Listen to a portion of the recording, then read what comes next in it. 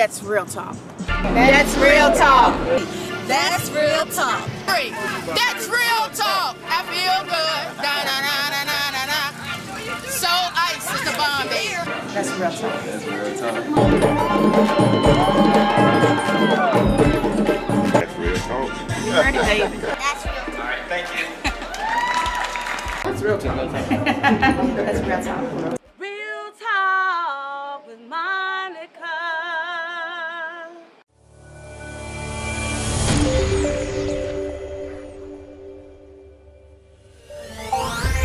You ready? New fire, new fire. And that's real talk. Hi guys, this is Real Talk with Monica, guys, and guess what? This is the after party, guys, and look, this ain't R. Kelly, baby. Guess what? We just wrapped from shooting a great episode on Real Talk with Monica, guys, live on Comcast, guys, and guess what? We have Dynamite J still in the house, guys, and I got my co-host, Michael Rezek, guys. He did an outstanding job, and guess what? We're continuing our discussion on hip-hop, guys, today, and guess what? I'm gonna bring back, I guess, our honoree, baby, Dynamite J. Welcome back to Real Talk. Well, thank you very much. I appreciate you having me on the show. It was a great show that we had earlier, and thank you for taking the time to, give me an opportunity to speak just a little bit more. Yes, so tell my Real Talk viewers a little bit about yourself again, Dynamite J. Well, once again, I'm a media concierge. I am a music consultant. I do brand marketing promotions. I am a promoter of independent artists, which I'm also known as your favorite independent artist, favorite mixtape DJ. That's right. So basically, the main things that I try to do is, or the main two things is, on one hand, what I'm saying is to the independent artists that's in the area, I'm giving them opportunity to get the exposure that they deserve. So what I'm telling the record companies, venue owners, and promoters that my name is Dynamite J, and I know some of the hardest independent artists, and as proof of this, I have a compilation CD, which is all these artists, and the music is non-stop, so that qualifies it as a mixtape. And I present that mixtape to people that's in the music industry, and also I get it out in the street. Okay. On the other hand, I do brand marketing and promotions, where I'm saying that, hey, I'm Dynamite J, I'm here in Richmond, Virginia, and it's like, if you're trying to get exposure here, I'm your man, I'm your plug, I'm your connect. And so it's like, if you're trying to get your clothing line out here, your artist, a DJ, some kind of product, I'm the kind of guy that, hey, if you give me a budget, I can help get you the promotion that you deserve. And one of the things that has helped me with this promotion is being on with Real Talk with Monica. And I'm very humbly honored that you allowed me to come on the show with this opportunity to get the exposure that I deserve. So, I recognize that, I need exposure too. And when I get more exposure, that helps you. No problem, brother. Mike, you got a question for Dynamite J? Hey, Dynamite J, tell our Real Talk viewers some of the people that you came up with that are, ringing some names throughout the industry, and let them know the obstacles and loopholes they had to get through to get to that level. Okay, well, I want to start with some of the people that's here in Central Virginia, and one of the first ones I want to say is El Bravador. He's a legendary person. He used to have a show here at Comcast Cable called The B-Side, and he's one of the first people that gave me the opportunity to get here. But also, I call him and his partner. They were called the Z-Rock Crew. And they were like the Teddy 10 Special K of our area, where they were playing hip-hop at the time that you had to find it. But there was, of course, there was Skills, when he was Mad Skills. DJ Lonnie B, there was the Super Friends. There was DJ Mike Street, Sam the Beast from the East, the Black Baron. Just go down the line. Dr. Smooth. There were just so many people in the Central Virginia area that kind of contributed to coming out there and showing their talent and giving opportunities for other people to showcase their talent or provide a venue or a vehicle for people to show their talents. So, and coming up, it's the type of thing that, as an artist in my own right, I got involved in hip hop, as a DJ, as an MC, b-boy breakdancer, graffiti artist. And as I learned hip hop, anything I could find out about hip hop, I read anything I could find out about hip hop. And so as I gained more exposure, I had a group called the Mighty MCs with my partner Mage, and we just went on the journey to start getting ourselves out there. And then as we were going, also as a DJ, one of my things is trying to get exposure for new artists. Not necessarily just independent, the big major label artists. It's getting them exposure to the general public. Also as providing entertainment to the general public.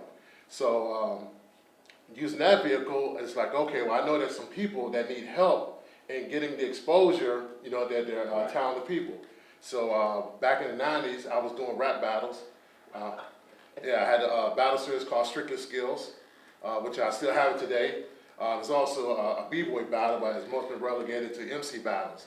And then I started doing mixtapes, putting out independent artists. And as I started learning, even up to today, I started learning about the business, and then I've been trying to help educate people about the business. And just that there's a lot of people that don't understand about how the business works, and they just want to make music. I'm the same way. I just want to make music and have fun. But then, if you just want to make music and have fun, that's great. But then, if you want to be in the music business, that's when you have to learn about the business. And I also try to help educate about business. So over the last few months, I participated in I want to say this correctly, the Artist Choice Power Summit. I was with Stardom 101 Magazine's Mega Fest. I was a panelist at that where I had the opportunity. Today is July the 12th, but in 2 weeks on the 26th, which is also Tuesday night, I'm going to be at the King and Queen of Richmond Artist Showcase. Wow. So I'm going to be out there looking for new talent and helping to judge the event. So it's about creating opportunities and looking for new talent and just trying to find people to go along with, to help them, to help myself, and we help each other, mainly through networking. I know I kind of went a little roundabout, but there are just so many things that I do, and I just want to try to be a little bit more specific. But once again, now there are many obstacles that people have to face, and I try to help educate those people on those obstacles. So basically, Dynamite J, you like Don King, baby. You basically you were trying to sell everything all in a nutshell. That's what I'm basically listening to. So when you said that, we had a great discussion. You was talking about some of the guys, like you said, Lonnie B Street, Mad Street, and I'm just naming off some of the top of the guys. I'm just Mad Skills. I'm sorry. I'm just so tired, guys, because we had a great show, and I was just so in a whim of man. We had a great, and I'm getting excited. We're gonna meet him later after the show. About the guy we getting ready to meet tonight. It's Norman Collins, right? You Are My Starship. I love that song. Beautiful song. I'm so happy because I'm not even gonna get emotional because I'm living out my dream, and I still can't believe that this little girl from Emporia, Virginia, and I just getting choked up just now because sometimes I just be making mistakes and I'm just choked up because I'm helping this Comcast and I'm just living out my dream and just listening to you, just speaking on how you living out the things that you want to do. And you keep saying, thank you, Monica, for giving me, no, thank you for coming on this show. And I get to meet legends and I'm just taking it all in. And it's just, every time I get choked up when I'm meeting great people and they thanking me for doing this, I'm blessed to do this. And I'm just meeting great people like you. And I don't know what I can do. And I told you in the back of the room, whatever we can do for you, this is a partnership. That's right. Not to cut you off, I want to give a quick shout out to Emporia real quick. So one of my biggest people from Emporia is my man D85. So Pretty much any mixtape Yeah. I do, Yeah. that's, yo, what's up, Yeah. D85, Kicking with Yeah. Virginia's Mixtape King. Yeah. My man, Fonz, VA Yeah. Fonz, Freeman Entertainment. Yeah.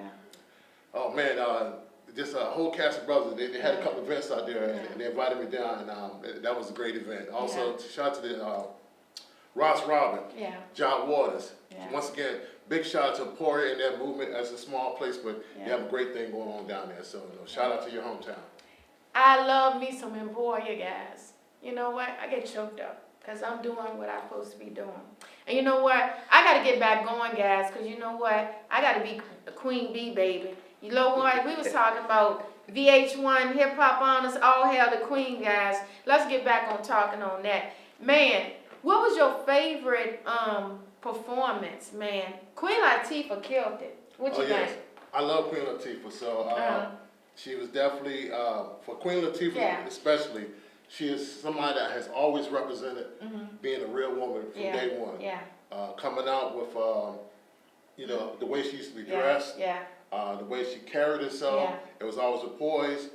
She always was respectful as a black woman. Yeah. She showed black women issues. Yeah. I mean, shared about black women issues while doing things for black people in general. And she raised a lot of consciousness, about herself and about her surrounding, the people that she was with. Also by being a part of the native tongue. So Queen Latifah has always represented beautifully, and it was definitely great seeing her come out at the event like that. So, and I think she might have been the one that kind of put it together, I think. Yeah, she was the executive producer with Mona Scott also. That's the Love and Hip Hop, and y'all know that ratchetness like everybody say. But look, also, did Remy Ma killed it, man? I thought she did a Missy Elliott. Man, I was like, who is that doing that? Remy Ma killed it. Put your hands up. Oh man, she killed it. Her and Fat Joe. Got it. Yeah, what you think, Mike? Did you see it? Yeah, I caught Remy. I caught Yeah. a few performances. Yeah. Yeah, she, just coming back, she still got it. Yeah. So recognize it. Remy Martin's Yeah. still there. Yeah, no drink, baby. Now, no drink. No drink. Salt and Pepper, what more can you say about Salt and Pepper? So, as a hip-hop head, a hip-hop historian, I remember when they were called Supernature.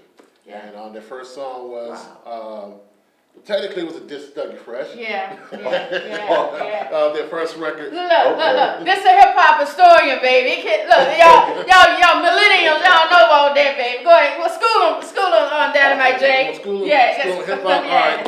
Actually, I ain't gonna take too much of your time, but I'm gonna school y'all on hip hop. So here's how hip hop started. So there was a Jamaican immigrant. His name was DJ Kool Herc.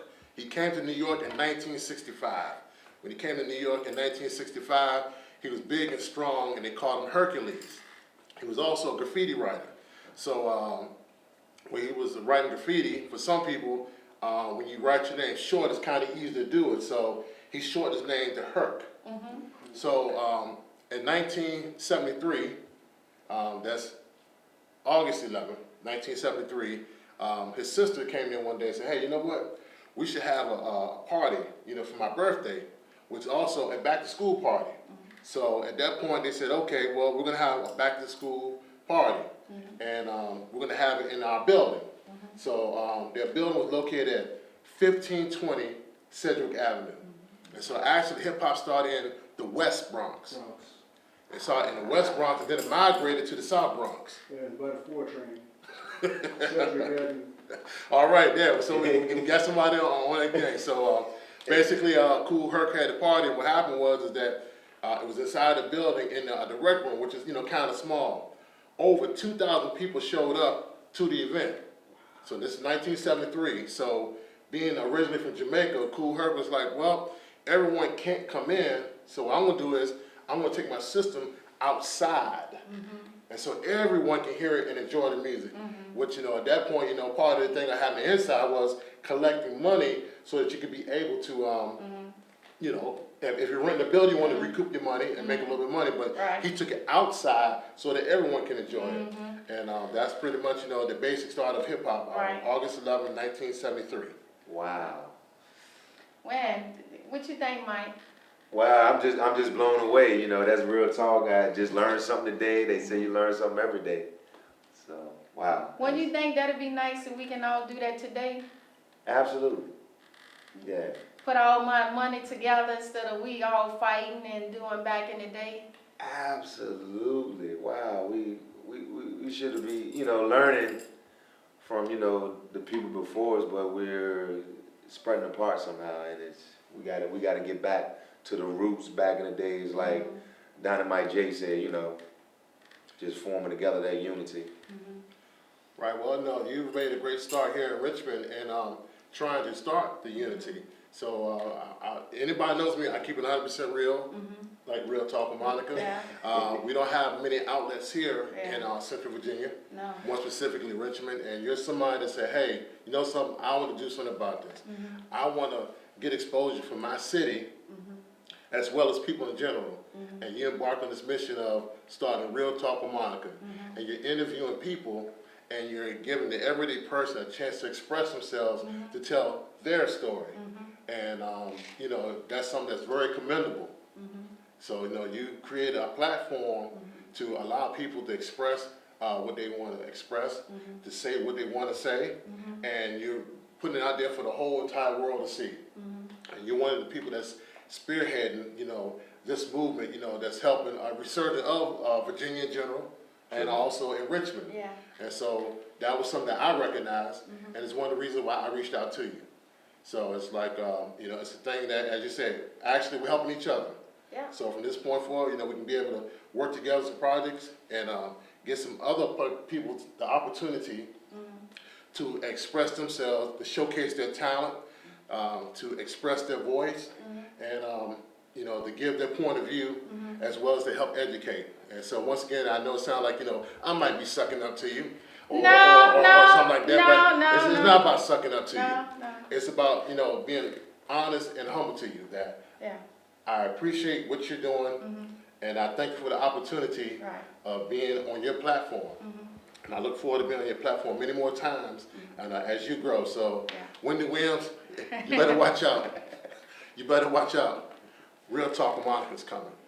And you heard that, baby. Dynamite J, what I tell you guys, we're going to do some great things here. And I told everybody, VA is coming for you, baby. Because we got a lot of great talent from VA. And like I said, guys, I want to do some great things, guys, because I told you VA got talent here. I might not have Trump money, baby, but I'm trying to get Trump money. And I'm taking on and I'm helping people that's going to help me. And I'm going to pay back and give back to people that's going to help me out.